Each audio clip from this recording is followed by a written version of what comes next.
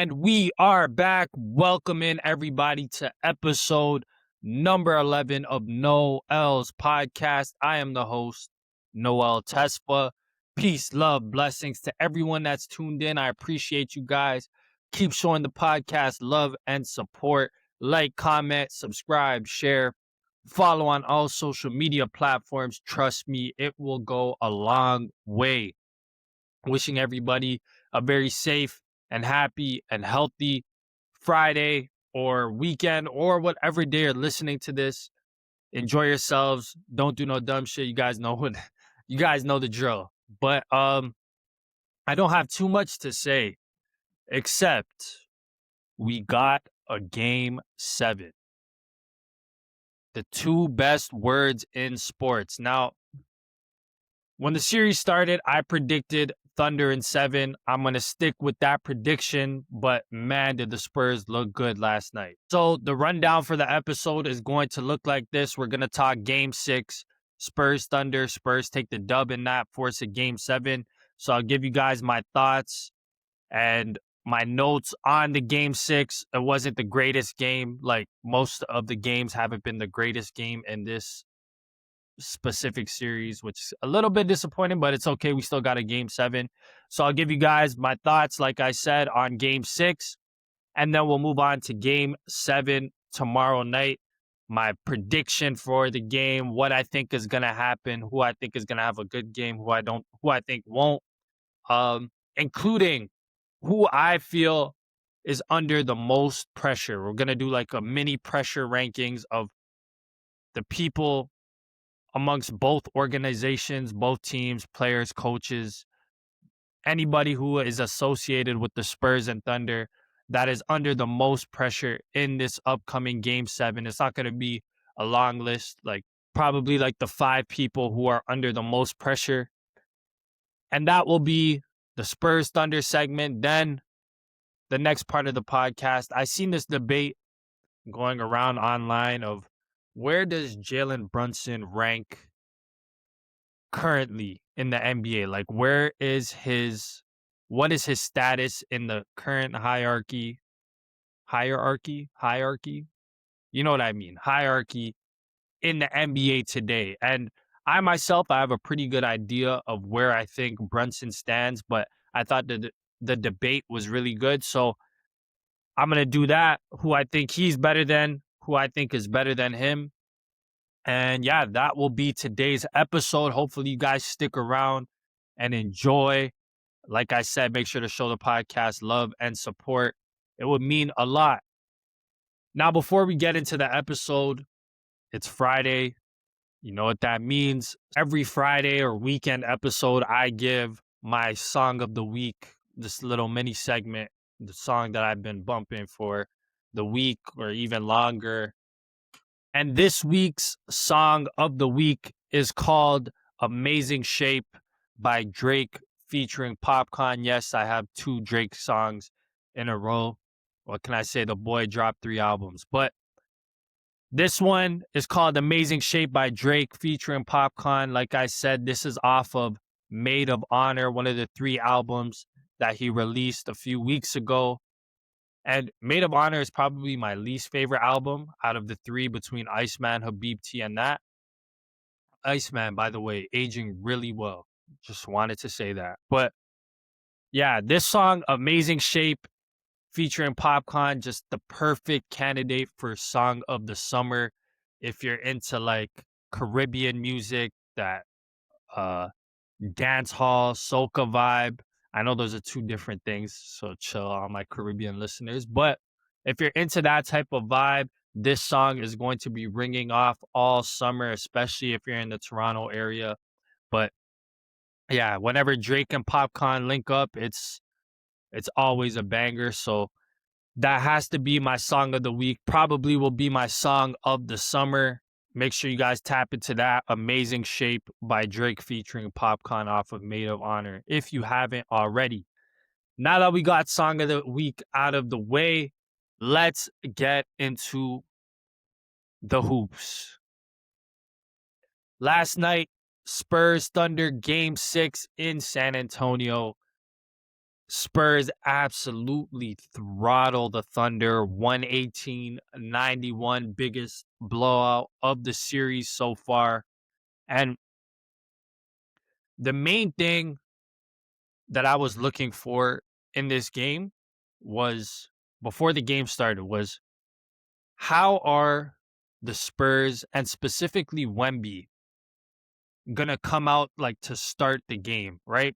And I say that for two reasons. Number one, their backs were against the wall. This is the first time they were ever facing elimination as a group in these playoffs. It's the biggest game of, yeah, I think everybody who was in the rotation, it was the biggest game of their lives up to that point. First time any real adversity has hit them as a group. And I just wanted to see how they would respond from the jump. Would they be like, would they feel the pressure? Would it get to them, or would they rise above it? The second reason is because in game 5, it was the first time that the Spurs' inexperience and fatigue really started to show, especially for Wemby. And you could tell because he just didn't come out with the aggressiveness, with that attack mindset that you've seen him do in all the wins. He did not do that in game 5. And he just looked tired. The whole team looked tired. They were turning the ball over. It looked like the Thunder crowd was really getting to them. The Thunder defense, like, kicked it up a notch, especially in that third quarter. So they looked tired. And I was like, okay, is this game just an outlier, or has it finally kicked in? The fact that this is the longest that any of these guys have ever played into a season in their whole basketball careers. Is it finally weighing on them? That's what my thought was. So the beginning of game 6 was going to tell me a lot. Like, oh, they actually are tired. They physically and mentally can't compete for a full 7-game series. So I just wanted to see how the Spurs and Wemby would come out to start the game. And boy, did they put that whole tired, inexperienced shit to bed quick.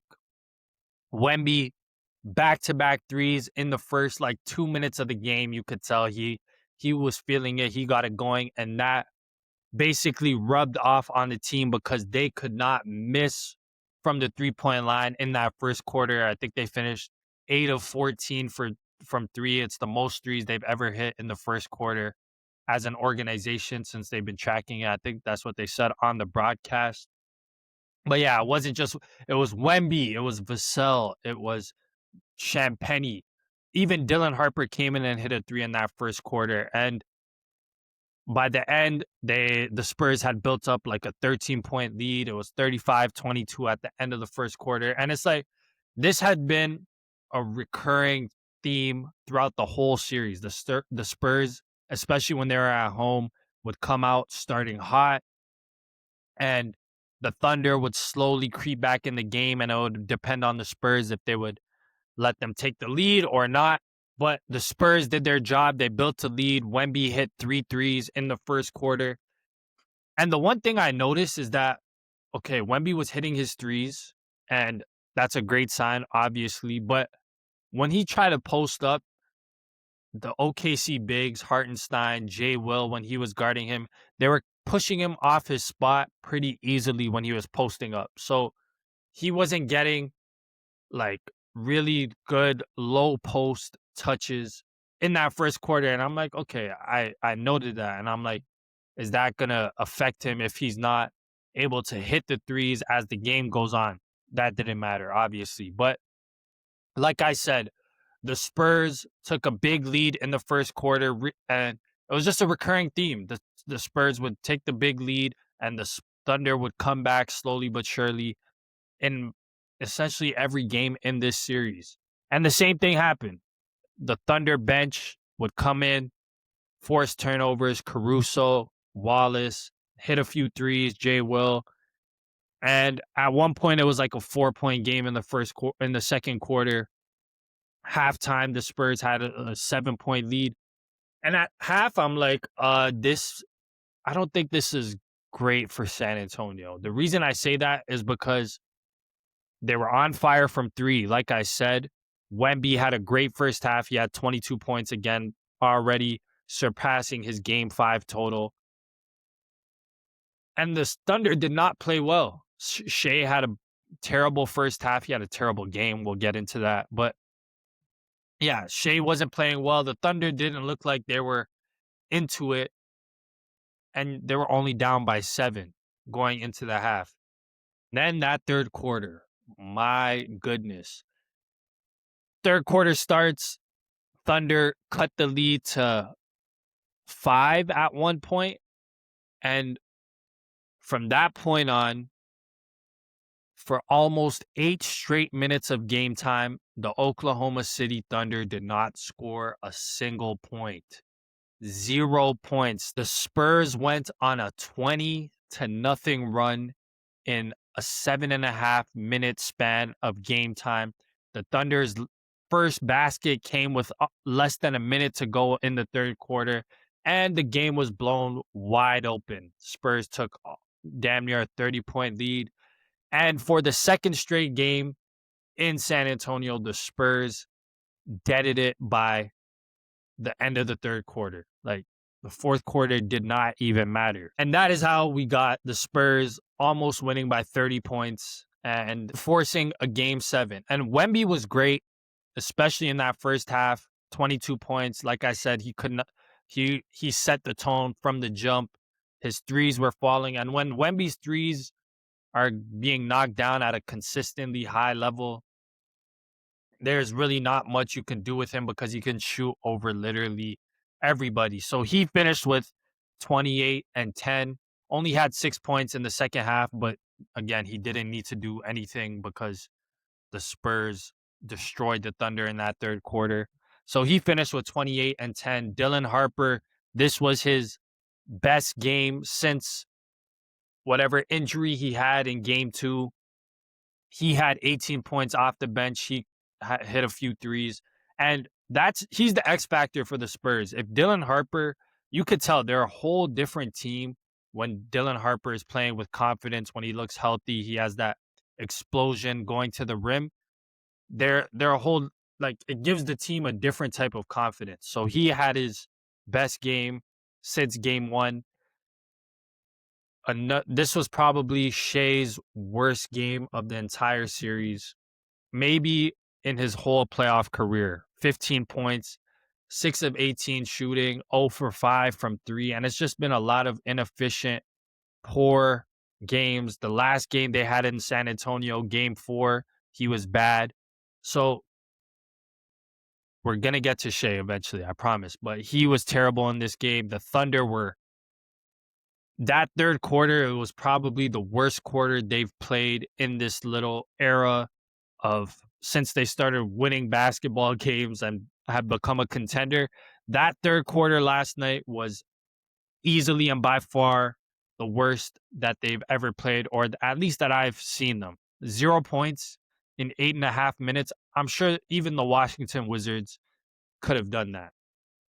But yeah, not too much to talk about. Other than that, from game 6, Spurs forced a game 7. And it was impressive because, like I said, their backs were against the wall. They lose, they're out, and they responded. They responded with toughness.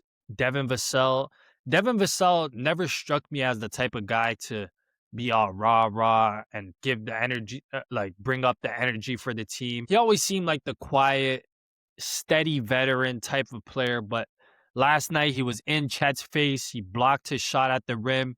He was getting the crowd going. I'm like, okay, I like that side of Devin Vassell. But the entire team, the entire Spurs team, they looked like the more desperate team, obviously. And it showed, especially in that third quarter. For Thunder fans, I wouldn't be too worried.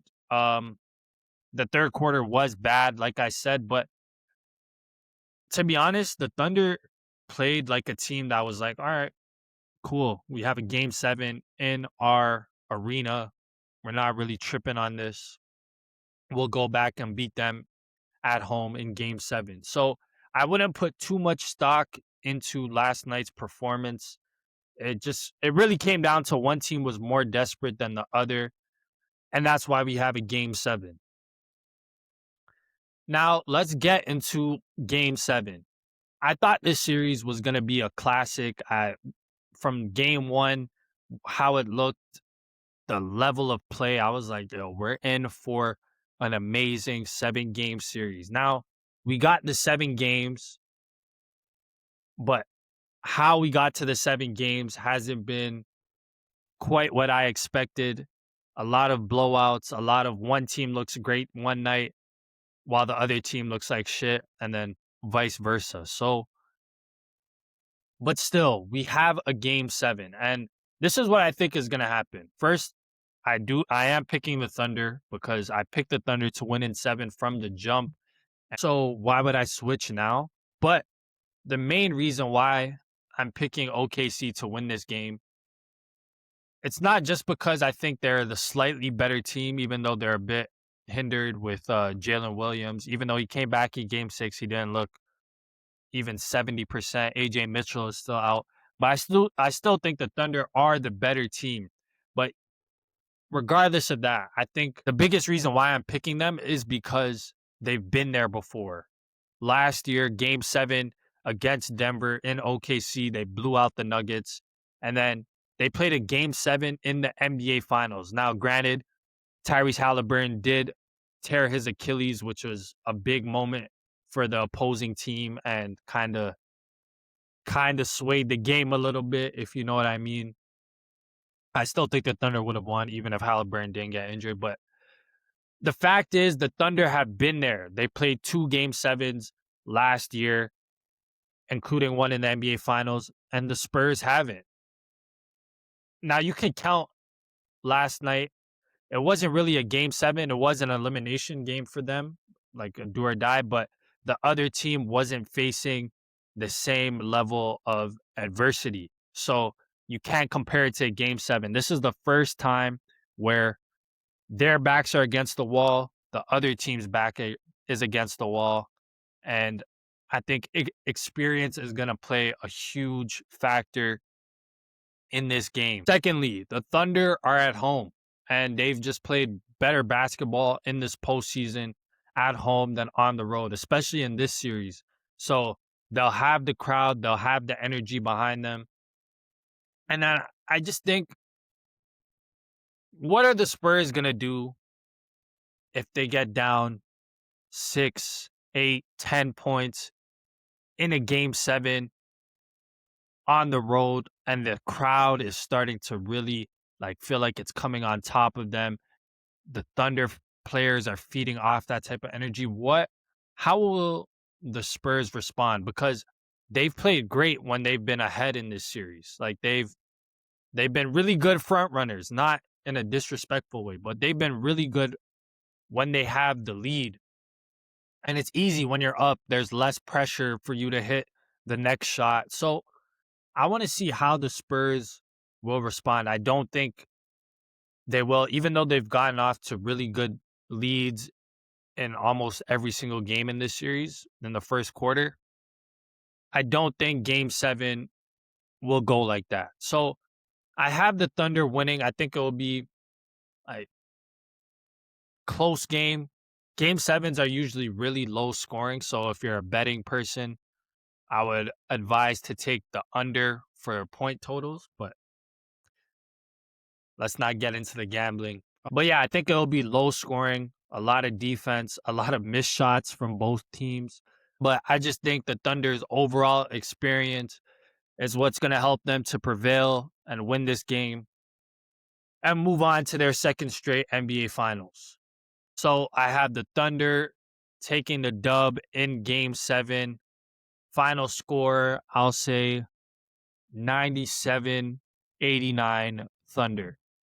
That's my prediction for game 7. We'll see what happens. Make sure you guys do not miss it. It's going to be a movie. Now, I know I said that about the series, and it hasn't been that much of a movie, but game 7, come on. You're not going to want to miss this. This is everything on the line.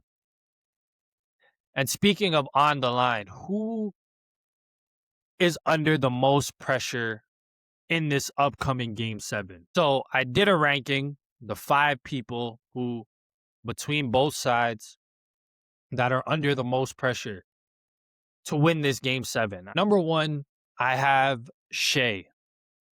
Now, you're probably like, how can the most accomplished player, arguably the best player in this series, already has a championship, already has multiple MVPs, how can he be under the most pressure in this upcoming game 7?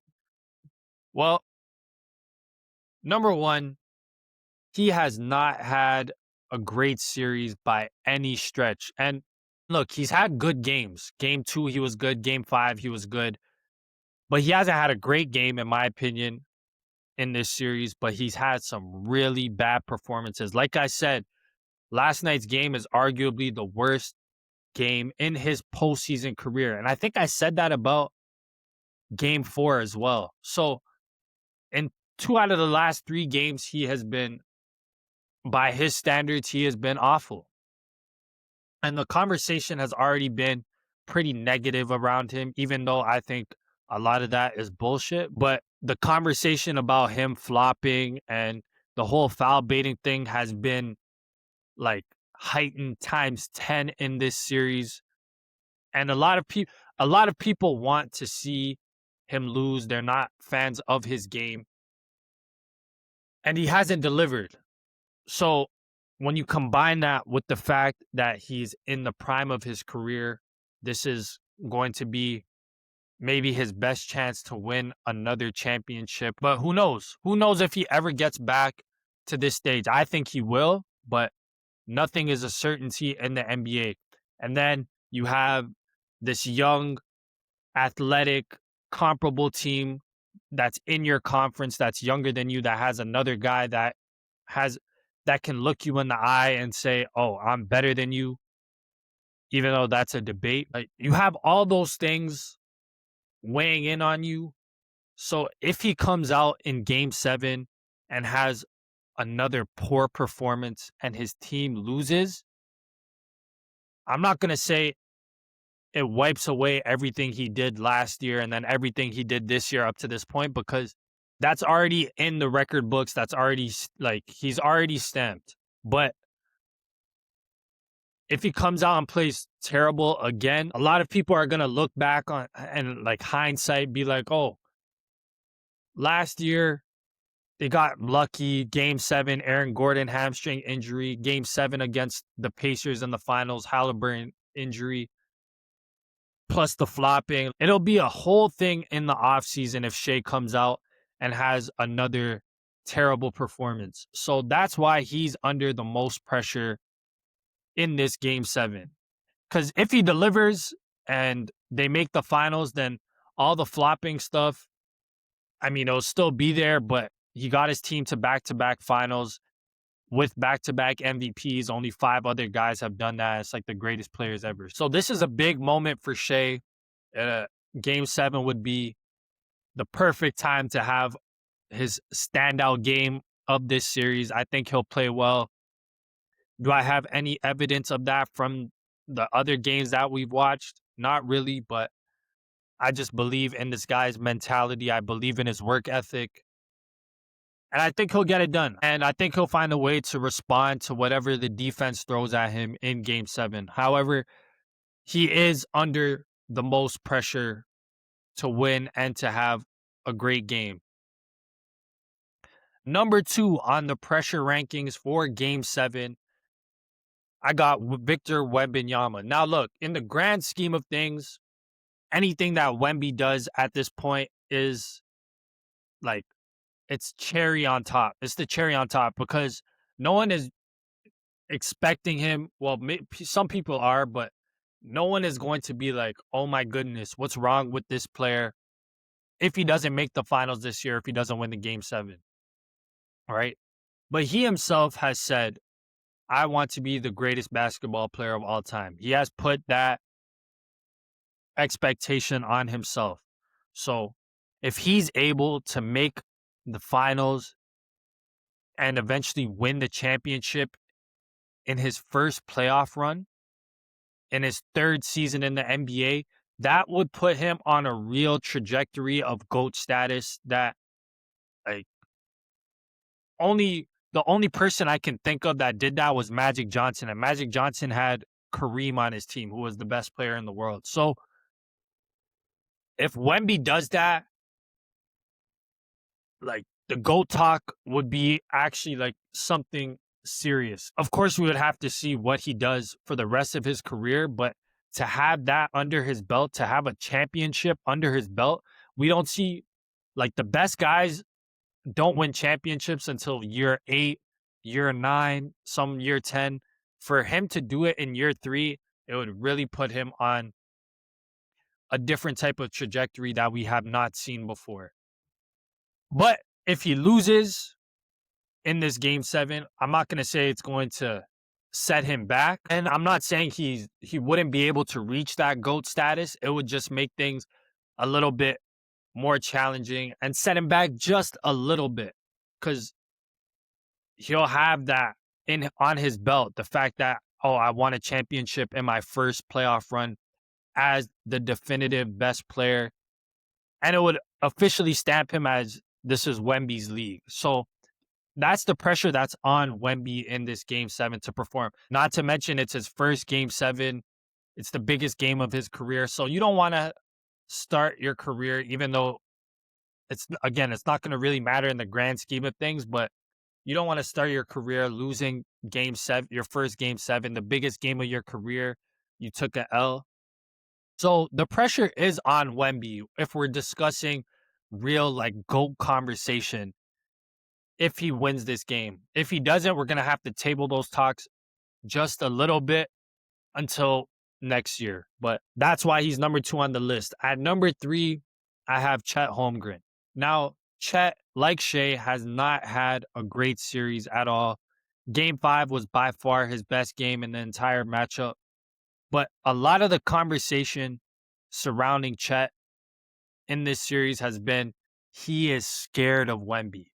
Like Wemby is like this same type of build, but bigger, stronger, taller, better.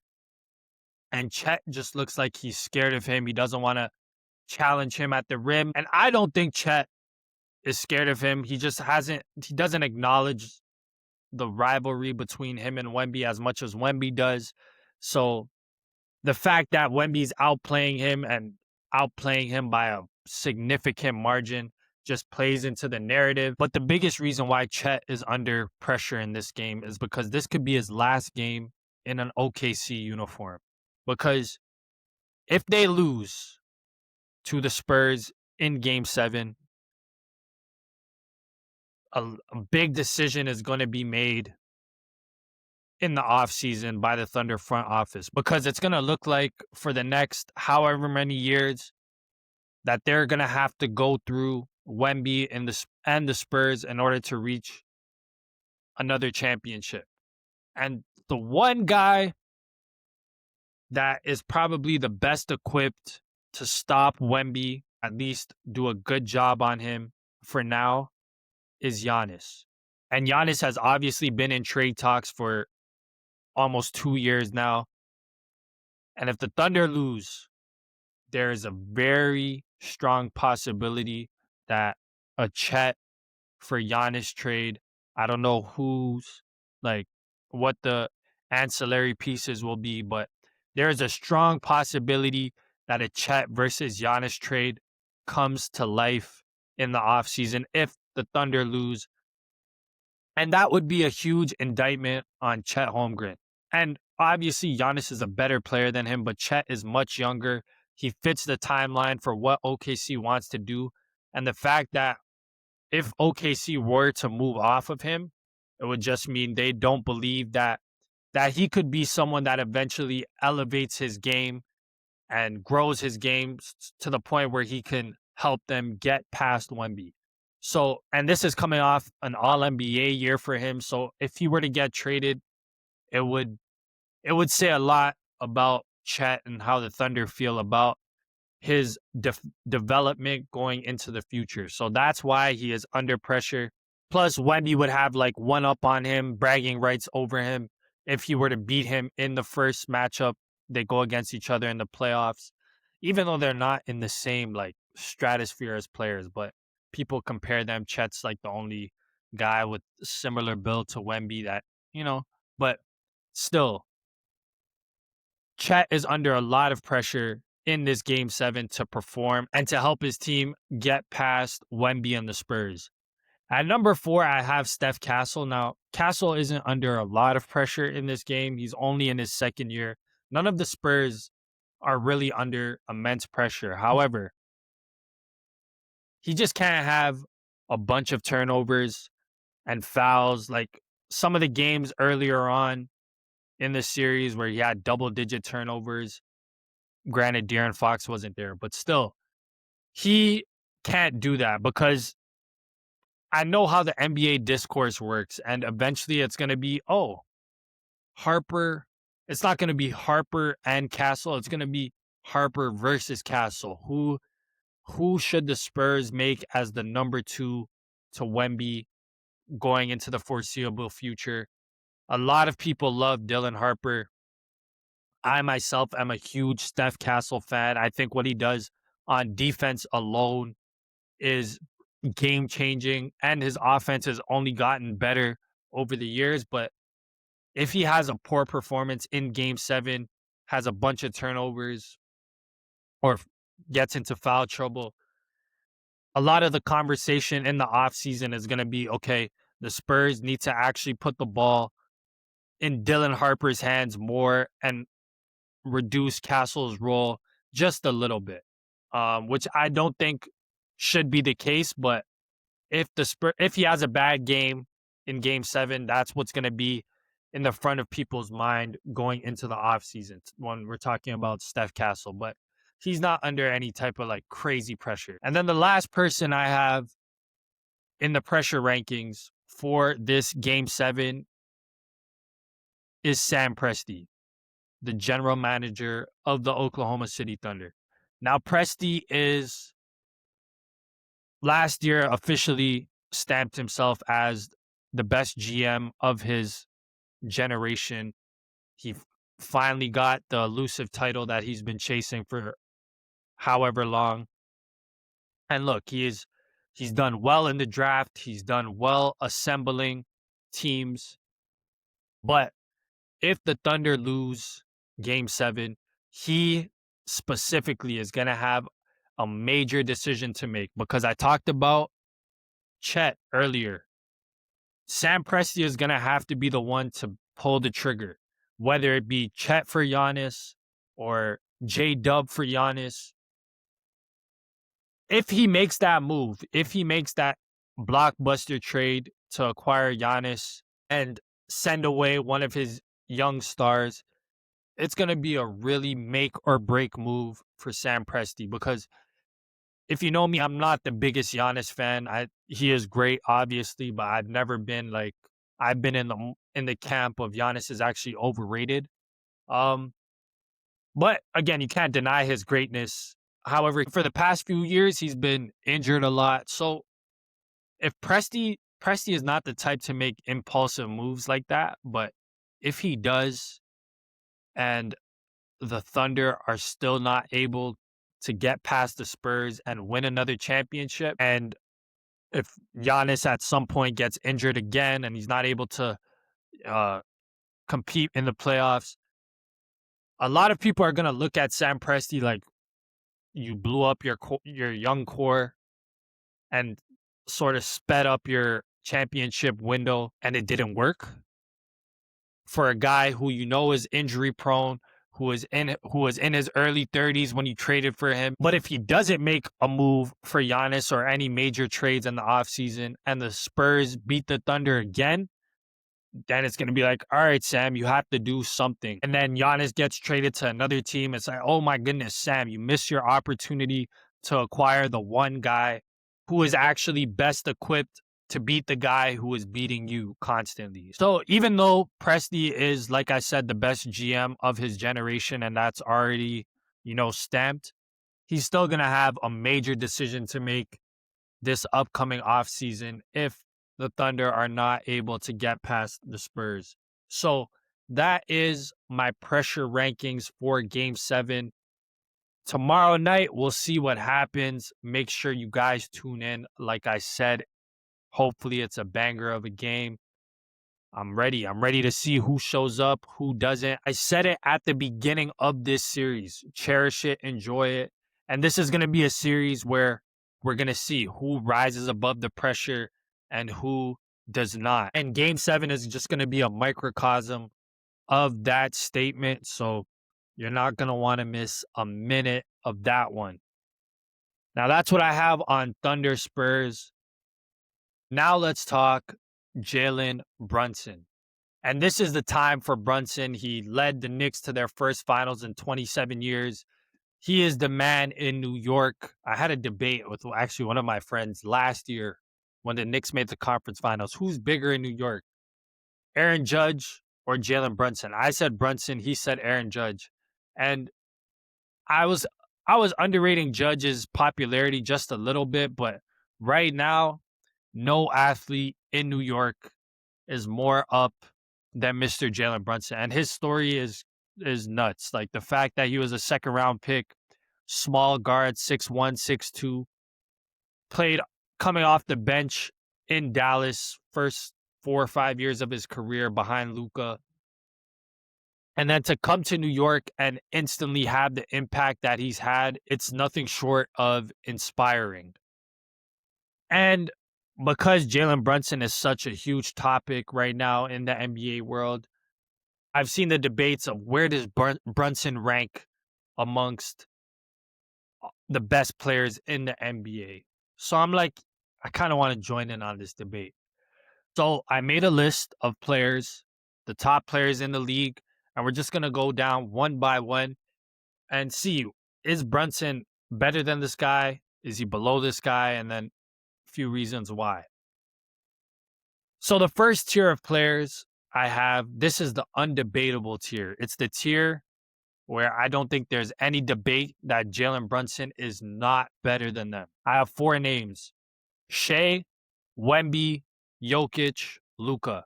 I think those are the consensus 4 best players in the NBA. I seen Max Kellerman on his pod. He was like, he would probably take Brunson over Jokic right now. It's like, okay, I love what Jalen Brunson is doing. He is, again, having a historic, amazing year and playoffs. Let's not get too ahead of ourselves. Let's just relax. Jokic, like 2 months ago, was still considered like the best player in the NBA, or at least top 2. So Jokic ahead of Brunson, definitely. And then Luka. Now, Luka is someone some people might debate, and I'm not a big Luka fan. I actually like Brunson more than Luka, but you can't deny what this guy does at his peak on the offensive level. We just saw before his injury, he was on like a crazy tear, 40-point, 50-point, 60-point games. So you can't, and they played on the same team. I know it was like 4 years ago, but Brunson was behind Luka. And Luka is someone that we've seen take a team to his finals without the talent that Brunson had on his, or that Brunson has on his Knicks team. So I'm not doing Luka versus Brunson. Luka is clearly ahead of him. So those are the 4 guys undebatably I have over Jalen Brunson. The next group of players that I have is called the debatables, but you would probably lose that debate if you're in favor of Jalen Brunson. So these guys, it's like, okay, this is actually a pretty good debate at this current moment, but still a lot of people would take these players over Brunson. I have 3 guys: Giannis, Anthony Edwards, and Jason Tatum. Now, personally, like I said, I think Giannis is overrated. He's injury prone. I would take Brunson over Giannis right now. That's just me. I just think what he's done in these playoffs and the clutchness, like him being so clutch and Giannis being so unclutch, in my opinion, and being able to actually put the ball in Jalen Brunson's hands when it's time to go win a big playoff game, I would rather have that than Giannis. But a lot of people would pick Giannis over Jalen Brunson. And okay, fine. So that's why I put him in this tier. So Giannis, and then Anthony Edwards, and Jason Tatum. The reason I feel like these three guys a majority of people would have them over Jalen Brunson is because of the two-way ability.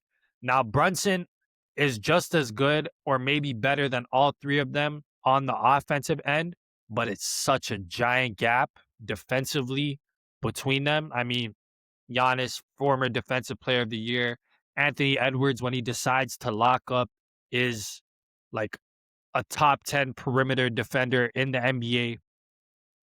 And then Jason Tatum is like a Swiss Army knife on defense. He can guard essentially 1 through 4, sometimes 1 through 5. So that's what separates these three guys from Jalen Brunson. So I just named 7 players. Now let's get into the real debate where I actually might take Jalen Brunson over these players. And I have 3 guys. Cade Cunningham, Kawhi Leonard, and everybody chill, Steph Curry. Now, for me personally, I think I might actually take Cade over Brunson. It's just hard because Brunson has done what he's done in the playoffs, and as good as Cade was in certain stretches in the first 2 rounds, I think the turnovers really hurt his team. He didn't show up in Game 7 against Cleveland.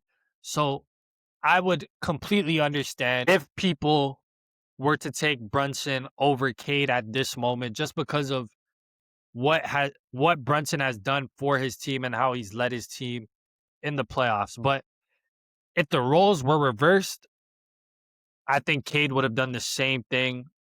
And maybe, actually, you can't even say better because nobody's been better than the Knicks in the history of the NBA for the last 11 games. But I think if the roles were reversed and Cade was on the Knicks and Brunson was on the Pistons, I think the Knicks would be just as good. And I think the Pistons would be slightly worse because of how much Brunson would have brought down their defense. But it's a serious debate, and I would not, I can't say nothing if someone were to take Brunson over Cade. Kawhi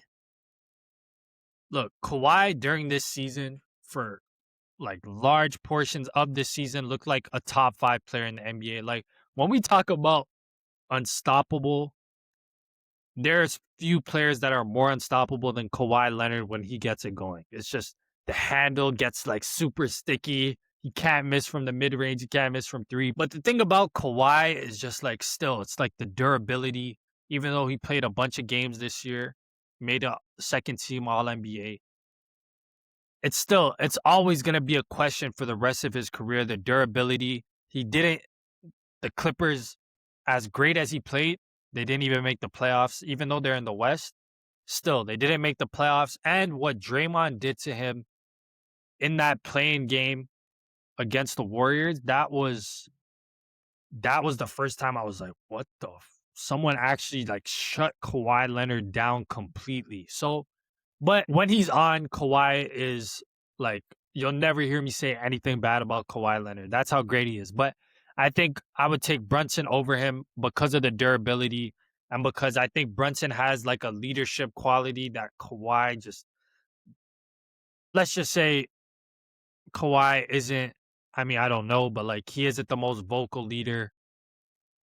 But I would just take Brunson. And then the last one, who a lot of people might get at me for, is Steph Curry. Now, Steph, look, I'm a huge Steph fan. I know what Steph Curry is. He is a legend. He's stamped. But let's tell the truth about Steph Curry. He's missed a lot of games since the Warriors won that championship in 2022. He has missed a lot of games for numerous type of injuries. This year, I think it was runner's knee that he had, him and Anthony Edwards, but that caused him to miss 30 games this season. So the durability is a question for Steph, but it's also the age. He's 37 years old, and he still has his Steph moments where when that guy gets hot from three, it's still the greatest spectacle in the NBA besides Wemby. Like that's like 1A, 1B. But the same thing, like I said for Kawhi, I can say for Steph. Like, even though he missed a bunch of games and Jimmy Butler got injured as well, he did not make the playoffs. Last year, he missed the second round of the playoffs due to injury. And this is the second time in 3 years that the Warriors have missed the playoffs. Brunson is consistently taking his team on deep playoff runs, especially in the last 2 years. So, look, if Steph was on the Knicks, I would pick the Knicks to win the championship on this specific Knicks team. But that's not how this thing works. So I would take Brunson over Steph right now slightly.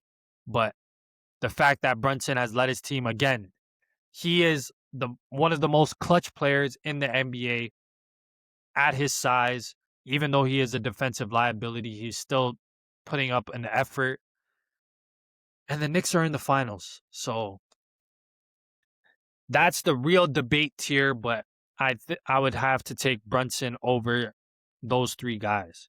Now the final tier is the guys who I'm definitely taking Brunson over, no debate at this point. Donovan Mitchell, Tyrese Maxey, Devin Booker, LeBron, KD, like those guys, I'm taking Brunson over all of them. Now, for Donovan and Tyrese Maxey, if you guys remember, I said it before the second round of the playoffs started. I said, this is going to show who is the best guard in the Eastern Conference between Brunson, Maxey, Mitchell, and Cade. And clearly, Brunson elevated himself beyond that group of players, even though him and Cade I still think is a debate. But he beat Maxey and he beat Mitchell, both of them in back-to-back series. And he thoroughly outplayed both of them. Like it wasn't even close. Swept the Sixers, swept the Cavs. So there isn't a debate to be had. Devin Booker, look, I love Book. I think Devin Booker had a great year this year. And the Suns surpassed all the expectations that put on them. However, we have not seen him on a deep playoff run since the Suns went to the finals in 2021. After that, it's been second round exits, first round exits, missed the playoffs. So even though their games are, comparable, I think Brunson is a bit better playmaker for his teammates. I have to take Brunson over him. And it's not even a debate because, like I said, consistent, leading his team on deep playoff runs, elevates in the playoffs, and he has not single-handedly, but he is the main reason why the Knicks franchise is revived. Book hasn't done that in Phoenix yet. Bron and KD, those are like the old guys. Steph is an old guy too, but he's played fewer seasons than both of them. But Bron and KD, they're the elder statesmen in the league. As great of years as both of them had, KD in the regular season didn't play in the playoffs. Bron had a really great first round against the Rockets. So both of them showed flashes during the year, but over the span of an entire season and the playoffs, you have to take Jalen Brunson over those guys. So I'll repeat the list one more time.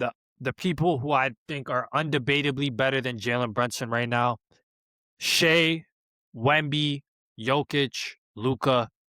The people who I think are debatably better than Jalen Brunson. The people who I think it's a debate, but you would probably lose that debate if you were for Jalen Brunson: Giannis, Anthony Edwards, and Jason Tatum. Then the next tier, a real debate, and you actually might take Brunson over these guys: Cade, Steph, Kawhi. And then finally, the final tier, who I'm definitely taking Jalen Brunson over: Donovan Mitchell, Tyrese Maxey, Devin Booker, LeBron James, Kevin Durant. So I would say currently Jalen Brunson is between the 8 to 10 best player in the NBA, which is like, if you were to have said that to Knicks fans 4 years ago when they acquired him, they would have been like, shut up.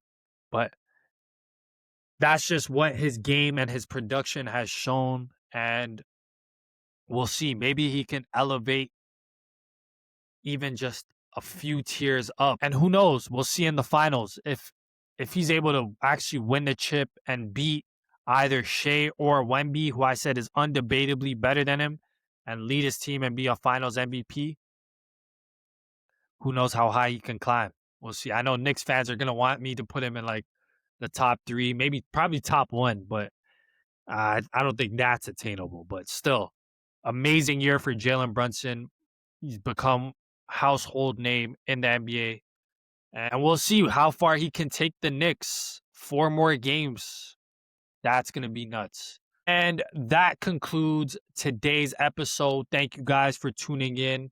If you stayed till this part, I appreciate it. Thank you for the love and the support. Be on the lookout for the next episode. Will probably be Monday. That will be 2 days removed from Game 7, so we'll talk about that. Then I will give my finals preview.